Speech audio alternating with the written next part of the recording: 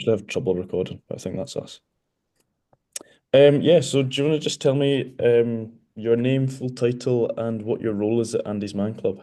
Yeah, so my name's Ian Hounsome and I'm the area lead for Andy's Man Club. So I cover from the Queensferry crossing all the way down to Berwick upon Tweed, so the southeast side of Scotland.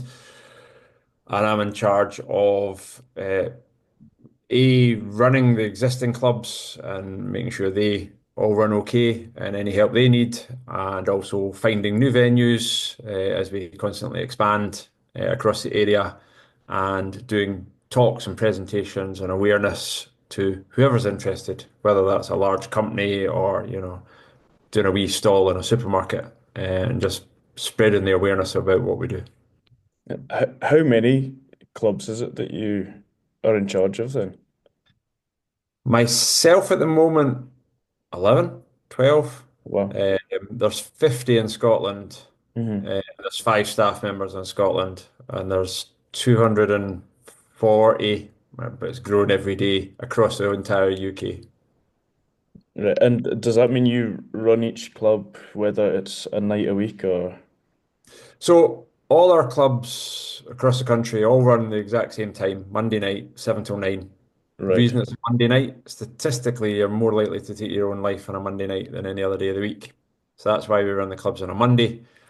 And what we do is we've got well over 1,000 dedicated volunteers up and down the country, and minimum of three per club. And they run the clubs, and I just over kind of see them because I can't split myself between 10 clubs. So the volunteers run the clubs, but I'm available. If they're like we are short-handed or they need extra support with anybody, I'll pop along. Excellent. And so who's the most kind of common person coming to your meetings? What is your kind of demographic? Um, it varies from club to club. Some clubs tend to have a kind of younger group. Some are slightly older. Uh, Maybe a sweeping generalization. Some of the ones in the countryside or the smaller towns tend to be slightly older, I suppose. But it's a right mix. It's everything from 18 to the oldest one I know is about 87. So it's the whole mix, which is really good because you get guys that talking that probably wouldn't normally talk to each other. You know, you wouldn't normally get a 20-year-old guy, approaching a 78-year-old man and having a laugh and joke, but they do in this room. So, That's good. And do you but yeah, find it's the whole age. do you find people are coming for different reasons then, or is it all kind of Yeah, so as much as we're a male suicide prevention charity, and there are guys that come along who have that dark cloud, maybe have an active plan in place for suicide or thinking about it, it is just about everything. There are people with work problems, relationship problems, suddenly becoming a carer because a family member's long-term ill. We've got older guys that have lost their life partner after 40 years of marriage and are just lonely and want to come out and hang with guys. So it literally is a bit of everything. Um, there are a few things that we don't talk about in our clubs. So we don't talk about religion, politics, which extends to football in Scotland. Um, and we don't talk about medication. It's all right to go, oh, I'm on a new tablet and it's knocking me sideways, but it's not all right to go, oh, I've got this new tablet called X and you really need to try it because it's brilliant because what works for you doesn't work for another. So we tend to avoid religion, politics, medication, and we avoid active criminal matters as well just because, if you disclose something horrific in the room and then, we can't ensure that it's going to be full confidentiality, then, so we avoid active criminal matters as well. But apart from that, the guys can come along and talk just about anything. I would say there's a lot of guys this time of year. It's Christmas, it's loneliness, it's, you're having to take time off of work and spend it with family. There's a lot of pressures. So there's the Christmas stress just now. We got a lot of guys coming along through relationship breakups, you know. don't have access to my kids or shared parenting's hard or whatever. But there's no one thing. There's literally loads. Thank you. Um, and if if you could speak to like, well, my demographic, the kind of 18 to 25-year-olds, and you could say anything to kind of encourage them to fight the stigma about opening up, what would it kind of be? It's literally our tagline. It's okay to talk. I don't know why, for some unknown reason, as soon as you say mental health, everyone assumes it's bad mental health. But you can have good mental health, just like you can have good and bad physical health, I suppose. But yeah, just it's okay to talk. It's nothing to be ashamed of. You know, we need to try and normalize talking about feelings. And again, it's a UK-wide problem, but it's worse in Scotland. Just like alcohol is worse in Scotland than the rest of the UK. Suicides are worse in Scotland than the rest of the UK. And I don't know. I think guys keep it all bottled up. I do it myself. I mean, I'll not say to my family, "Oh, I'm fine." Don't want to worry them. And again, I hear guys all the time going, "Oh, I didn't want to tell my mates, or I don't want to tell my co-workers. They might judge me differently." So I don't know. I suppose the advice is just knowing that it's all right to talk. It's all right to reach out for help. Everybody struggles at some point. Yeah, I think it is funny. It seems to be the way that you're scared that they might treat you differently, not necessarily badly, but they might be more sympathetic towards you, and you're like, oh, just I know yeah, it's, that's a funny one. and I don't know if that's a generational thing. I mean, how many times you heard the cliches? Oh, man up, big boys Uh, don't cry. We're brought up with these cliches, strong silent type is what women prefer, whatever it is. And it's like we're kind of generationally kind of grown up with these cliches that men should just be strong and just fight through it. But yeah, the statistics show otherwise. I mean, 75% of suicides in the UK are male and 25% are female, so there's clearly a problem. The fact that for men under 54, when they leave the house this morning, they're more likely to die of suicide than any other cause. And I think of young guys, I'm like, party too hard, drive too fast, illness, disease. No, it's not. When you left the house this morning, you're more likely to die at your own hands than of any other reason. And I'm just like, that's a shocking statistic. That should be on the news. So yeah, and particularly for Scotland, why do you think it is that we do have these kind of higher rates of suicide and higher rates of alcoholism? I don't know. There's I think there's a lot going on. There's a generational thing, everybody drinks. I think it's the way you're brought up, and that working class, maybe, generations ago, like coal mining after the war, you just grit your teeth and get on with it. How many times have you heard, you know, "Oh, after the war, there was no such thing as mental health. You just got on with it." Well, no, there was. I mean, guys were coming back from the war with shell shock and PTSD but they didn't talk about it. They just got on with it. I think so. I think it's a bit of everything. The fact that we're that far north, especially in the winter, we're not getting as much daylight, we're not getting as much vitamin D, we're less likely to spend time outside, which means you're maybe not walking and getting in the fresh air. I think it's a whole combination of everything kind of lumped together for us. The weather, the cold, the generational thing, the alcoholism. It's almost like a rite of passage, drinking when you're young, you know? Yeah, I know. Yeah. And what would you say to people who are struggling? Is there any kind of like top three things that you would say to do to help Uh, yourself? my top three tips. The first one is mindfulness. Um, No point in worrying about the future. It's not happened or over worrying about the future. It's no point in going over and over the past because you can't change it. It's all right to revisit the past, look, learn lessons, but if you dwell in the past, you can't change it, and that can be quite depressing, I suppose. Overthinking the past and mistakes made. You've made the mistake, you know, realize you've made the mistake and try and change it moving forward. So mindfulness is that's the one I personally use because I used to be really bad at kind of going, oh my God, this has happened in my life. That's happened in my life. So staying in mindfulness is the first one.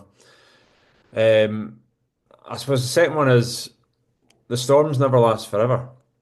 See, when you're in that crisis, whatever it is, you're like, oh my God, I just feel like giving up. I feel like ending it. I can't see a way forward. And it's just take one step at a time, take one day at a time. Don't worry about where you're going to be in 6 months or a year. Just worry about how you're going to get through today. Just take one step at a time because the storms never last forever. I suppose this is my next one.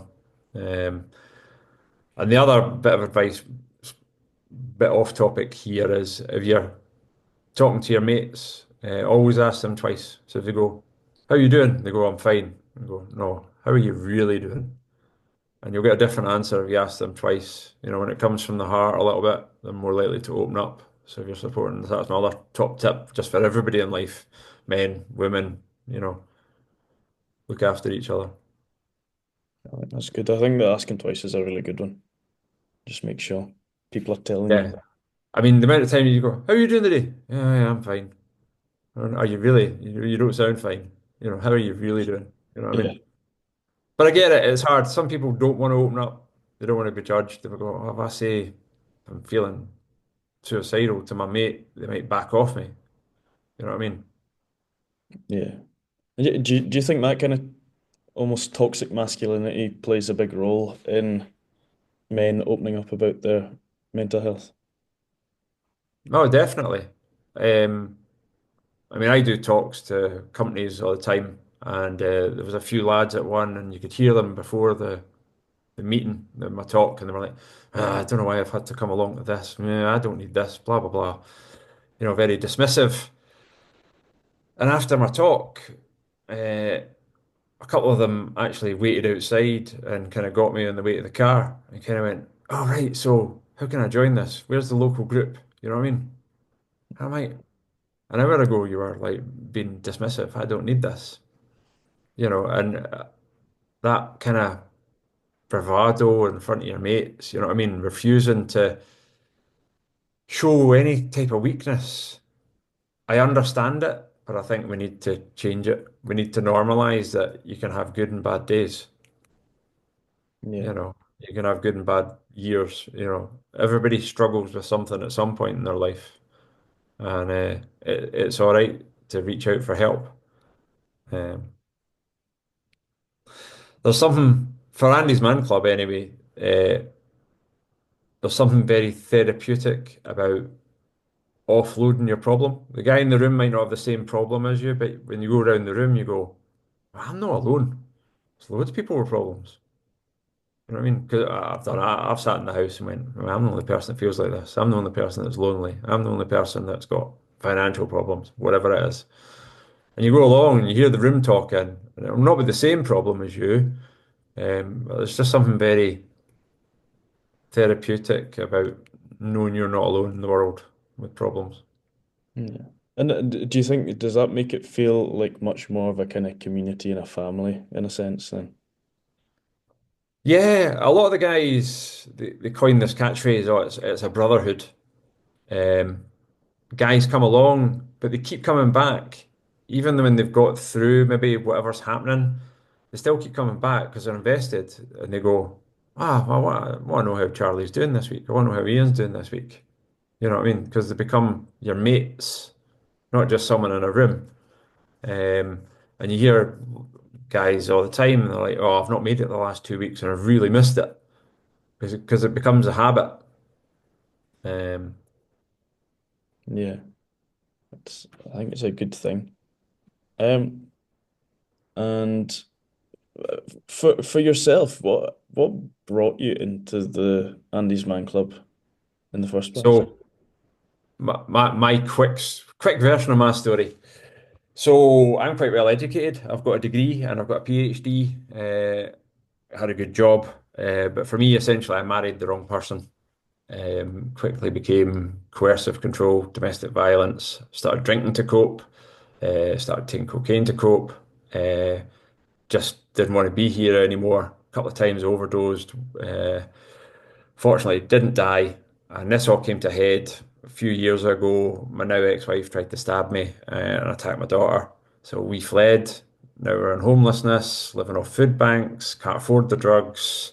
So really bad place, detoxing, struggling. Um, I'd heard about a group where guys met up, didn't know what it was called, and I thought, I'll go and try it. You know what I mean? I'll go and have a look. And I went along, and yeah, just the power of talking and realizing you're not alone, and the kind of support in the room was brilliant. So it was about, well, that was over 3 years ago, probably about, aye, 3 years, 2 months or something since I started going. Um, and I'm in a much better place now. Um, Me and my daughter, we've got a permanent house. We're both working full time. Uh, Mentally, I'm in a much better place. And yeah, so with Andy's Man Club, after about 8 months, a year, I was in a slightly better place. And they kind of went, do you want to help out? Do you want to be one of the volunteers that asks the questions, comes in a wee bit early and sets up the tea and coffee? I'm like, yeah, I'll do that. And then a new venue opened, and they were like, "Do you want to kind of be the lead volunteer at that venue?" So, yeah, did that, and then in the summer, there about 6 months ago, a job opportunity came up, and I'm like, "This is just like a natural progression," and here I am. So Excellent. that's the quick version of my story. Um, Yeah. And I take it you enjoy your work then. You think's yeah, it doesn't. It's the first job I've ever had that doesn't feel like work. really If that makes sense. Because I know a lot of the guys from attending the clubs, and it's very flexible, I can set my own schedule, if as long as the work's done and the clubs are running, if I don't want to book anything on the 23rd of December because it's getting close to Christmas, I'll just not book anything, as long as everyone's done. So it's quite flexible. And obviously it's hybrid. I'm working from home at the moment. So yeah, it's really flexible and I enjoy it.